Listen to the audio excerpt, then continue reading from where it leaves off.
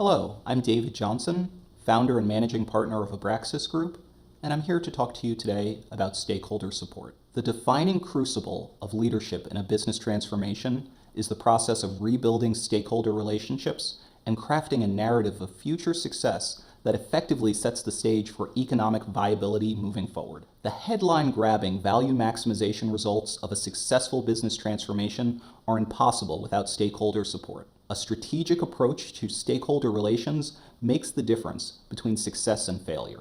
Each stakeholder constituency has a unique set of concerns, risk tolerances, and levers at their disposal to help or harm a nascent business transformation. It is the role of leadership in a business transformation to manage each constituency for the maximum benefit of the enterprise. In terms of incumbent capital providers, their primary concern is likely to be return of capital. Their view of the transformation will be skeptical. Prospective capital providers, on the other hand, are going to be primarily concerned with risk-adjusted returns, and they're likely to have an opportunistic view of the transformation.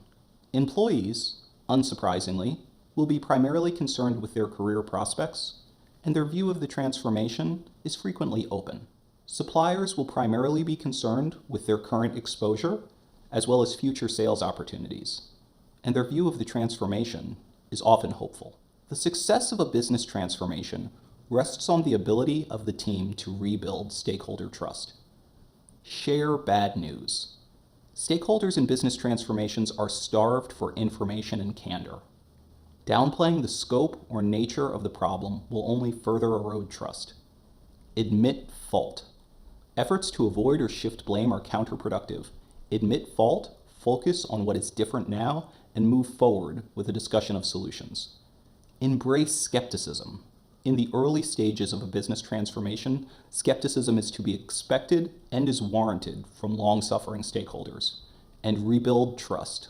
Leaders should welcome the opportunity to change minds and make that goal explicit in all communications with stakeholders. The challenge in rebuilding trust with capital providers is in respecting each party's risk-return preferences and structuring a formal proposal that will result in a palatable long-run equilibrium. Focus on analysis. Don't just tell, prove.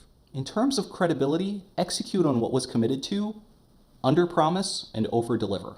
In terms of alignment, understand the risk tolerance of your capital providers and find a way to get in alignment if you aren't already.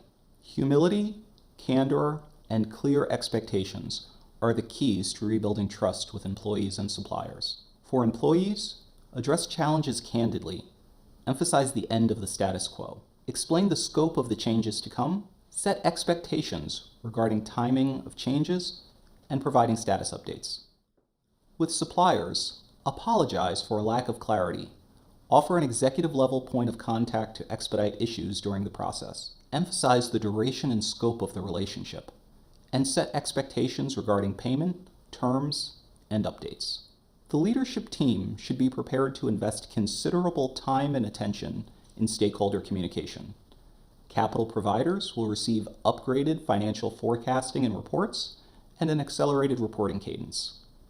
Employees will see more town halls, company-wide email updates, and small group gatherings when possible.